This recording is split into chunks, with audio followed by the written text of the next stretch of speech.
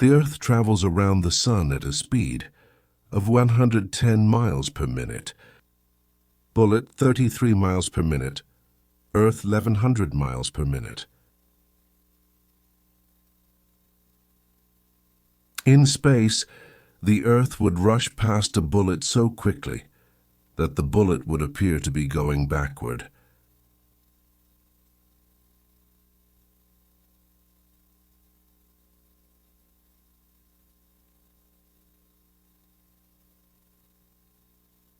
Well then, is the Earth fast?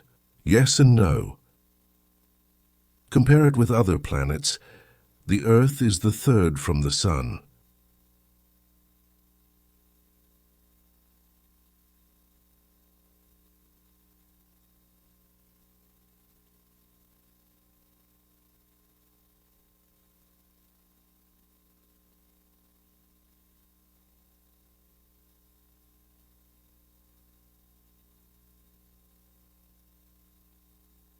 Fast or slow has no absolute meaning. Speed is relative. But there is one speed that is not relative. The speed of light, always 186,000 miles per second.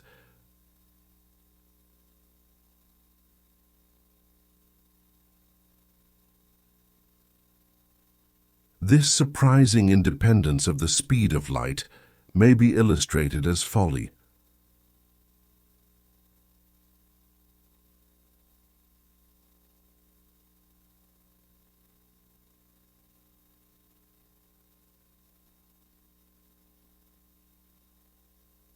The two pistols will be discharged at the same instant, while the wheel spins.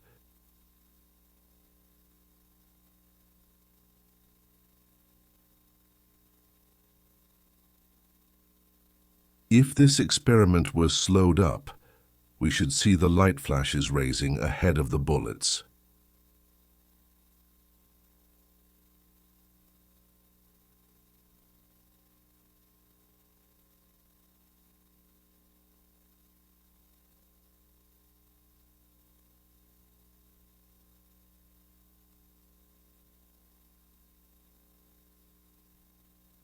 Note that the upper bullet, discharged with the turb of the wheel, moves faster than the lower one fired against the turn of the wheel.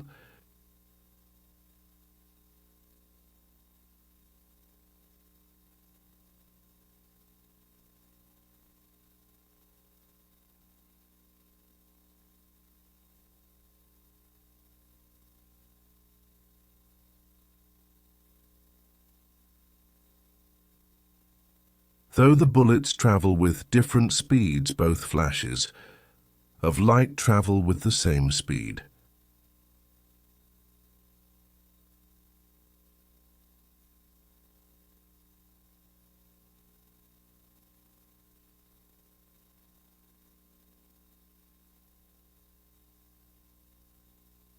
The spinning wheel quickens the speed of the upper bullet and slows down that of the lower, but does not affect the speed of the light flashes.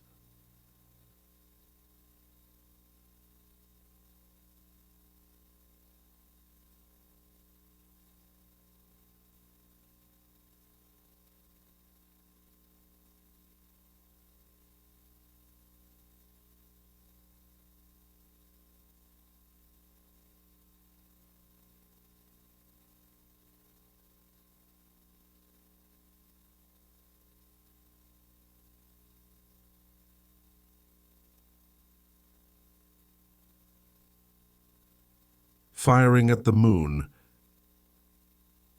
Carry the demonstration of the small spinning wheel out into space and apply it to our big spinning week, the Earth.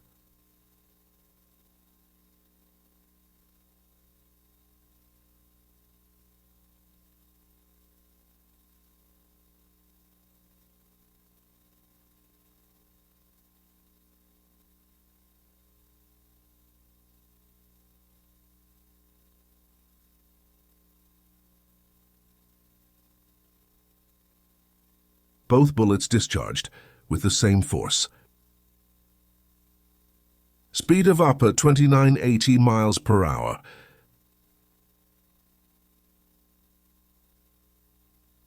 Speed of lower 9 to 80 miles per hour.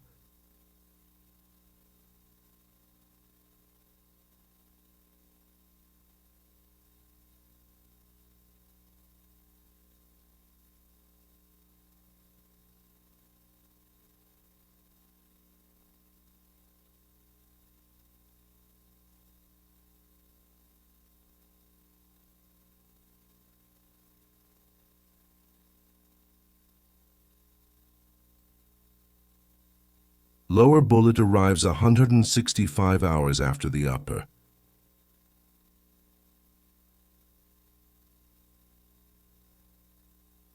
Experimenting with this unchanging speed of light, Einstein shows that time is not the same in different places.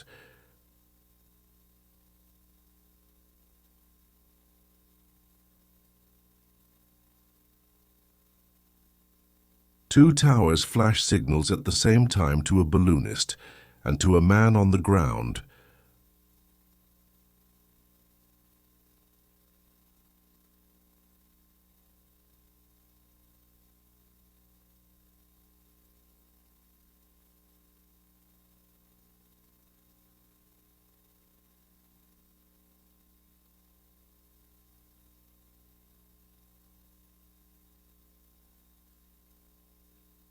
The observer on the ground says the signals were given from both towers at the same time.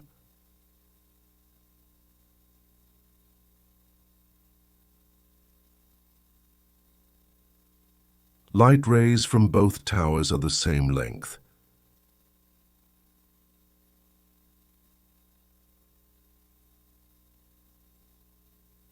But the balloonist insists that one tower signaled before the other.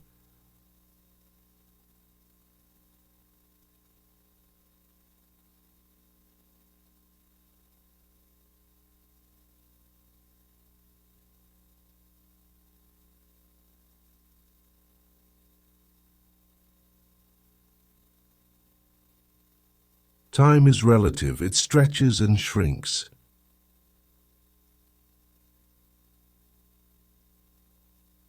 Or in our Earth language, an hour for us may be a century on another planet and vice versa.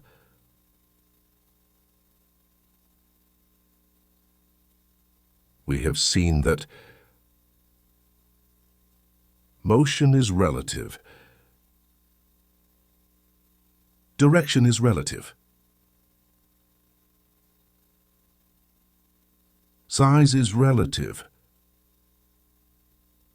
Speed is relative. Time is relative.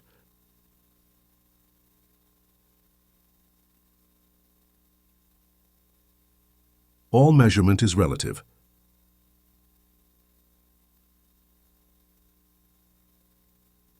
One by one, Einstein sweeps away every accepted notion. For instance, he makes the astounding assertion that space is bent. This is the idea which Einstein said only 12 men in the world could understand.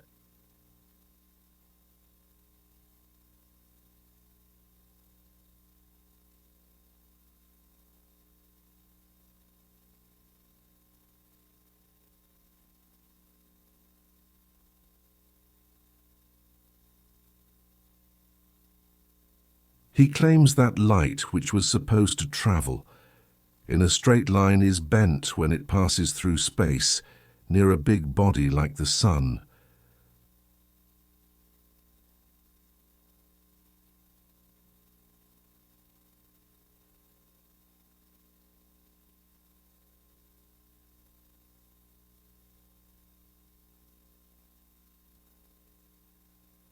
A single ray will be used for this illustration.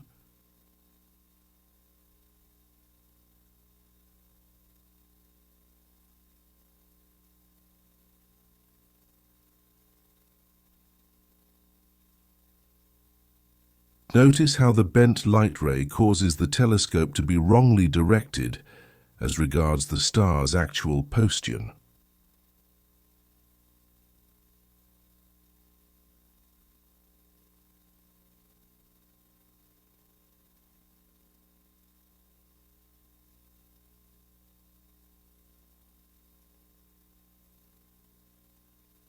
The observer on Earth sees the star here.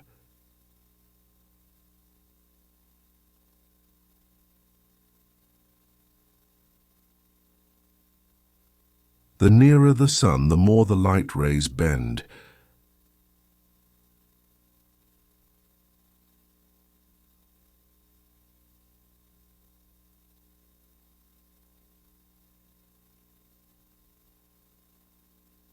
Looking at the star at different times, we see it in different positions.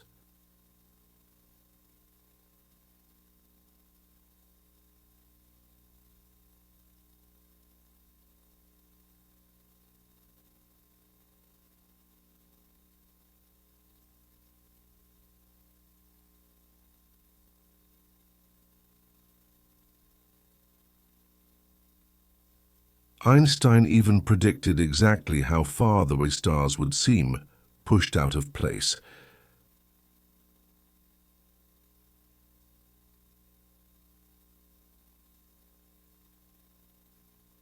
During the eclipse of 1919, many expeditions were sent out to test his theories, and this is what their telescopes revealed.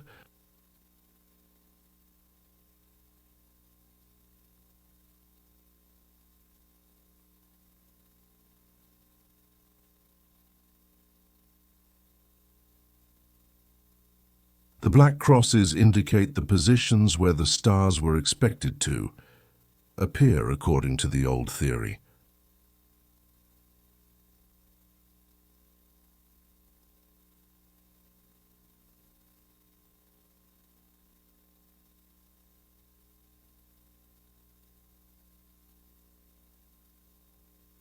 Note the difference between the black crosses, where the stars were expected to appear, and the actual position of the stars as predicted by Einstein.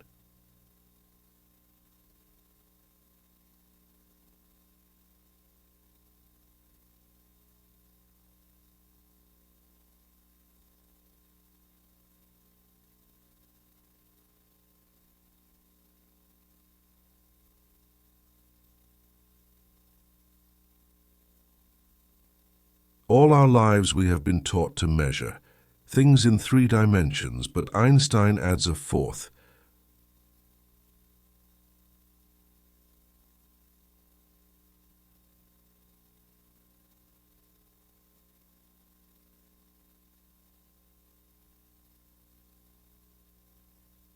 He says there is not only right and left, up and down, backward and forward, but also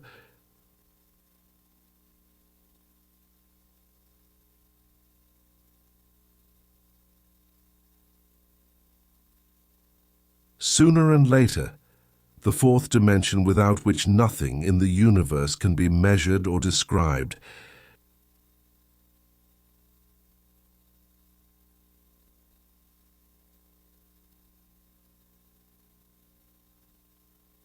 This theory has opened an unlimited field for speculations, dreams, and fantasies.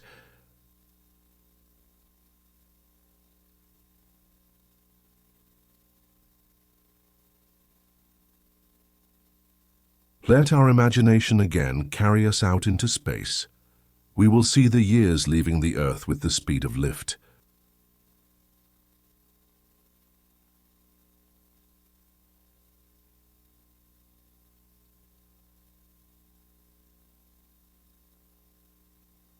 A man is shot from the Earth to overtake the speeding years.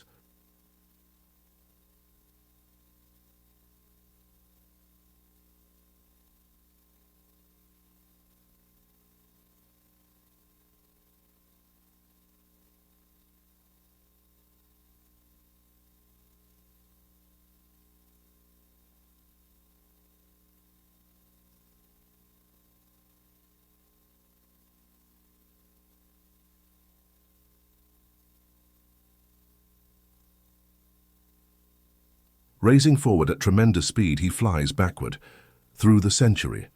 He looks behind and finds his former past is now his future.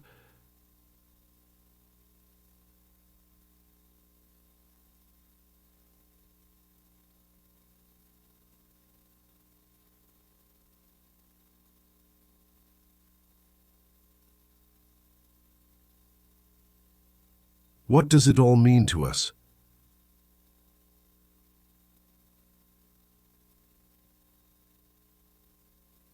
It may be the beginning of a civilization as different from ours, as ours is different from that of our cave-dwelling ancestors.